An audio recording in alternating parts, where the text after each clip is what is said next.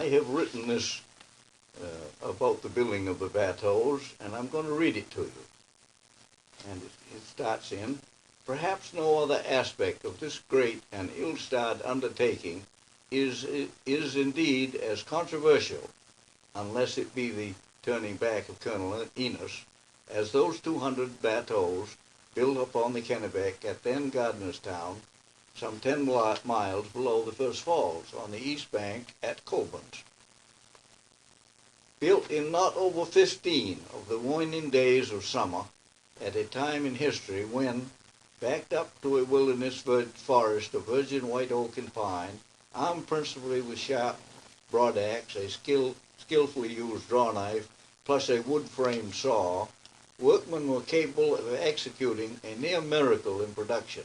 World War I had its Hog Island, World War II had its Henry Kaiser, but this effort on the Kennebec in the American Revolution, when men worked without auxiliary power of any kind, in daylight hours only, and is extremely doubtful if, even for the cause of liberty, the working on the 2 Sundays involved would be condoned.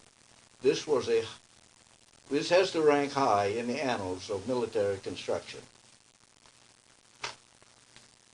Quote, you are to go, this quotes Arnold, this quotes Washington, right in the Coleman.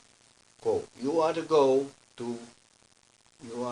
with all expedition to Gardnerstown upon the Kennebec, and that's the way he wrote it, Gardnerstown, not town, to Gardnerstown upon the river Kennebec, and without delay proceed to constructing 200 bateaux to row with 4 oars each, 2 paddles, and 2 setting poles to be also divided for each bateau. End quote. Thus read the order given in hand to Reuben Colburn at headquarters in Cambridge on September 23, 75. The expedition would arrive at Gardnerstown not later than the 21st. He writes it Gardnerstown this time. Well, that's my writing. The expedition would arrive at Gardnerstown not later than the 21st of the same month, or possibly on the 20th, for Major Meigs, in his journal under date of the 20th, says, quote, I would mention here that this day makes 14 only since orders were first given for building 200 bateaux. I must emphasize that. Stop my reading. I would mention here, says Meigs, that this day makes 14 only since orders were first given for building 200 bateaux, which is great dispatch, end quote. There is inference here that he has arrived this day, seen the bateaux, and that they are ready. Colburn, he later would be Major Colburn, would use 2 days of his precious time just getting back to his home and shipyard on the Kennebec. The statistics of the commission before him were impressive, if not downright staggering. In 2 short weeks, he would need to procure and assemble into boats 1,000 knees for frames. These are crooked pieces hewn from a junction of limb and trunk of oak trees.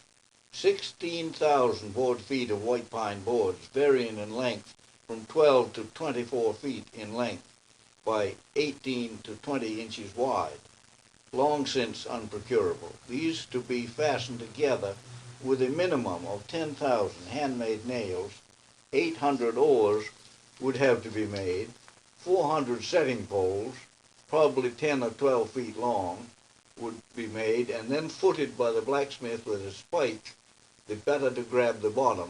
When the hewers were finished with the foregoing items, there were 400 paddles to make.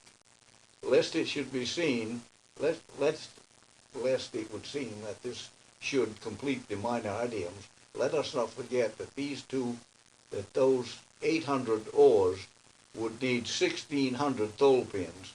These are a type of wooden oarlock in universal use and still used in some boats today. When finished, these 200 bateaux, pulled up side by side, would extend 1,000 feet along the shore, end to end, and they would extend up the river a mile.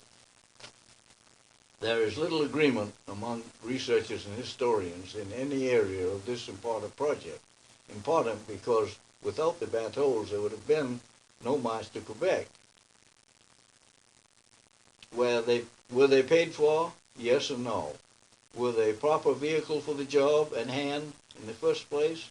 Some say yes, others no. Of what dimensions were they? There are no records, but Arnold himself gives us a clue when, upon viewing them, expressed the opinion that they were small and ordered an additional 20 built while he waited. Were they badly constructed? Perhaps. Did Coburn build them, or did Thomas Agri? We shall explore all of these controversies later.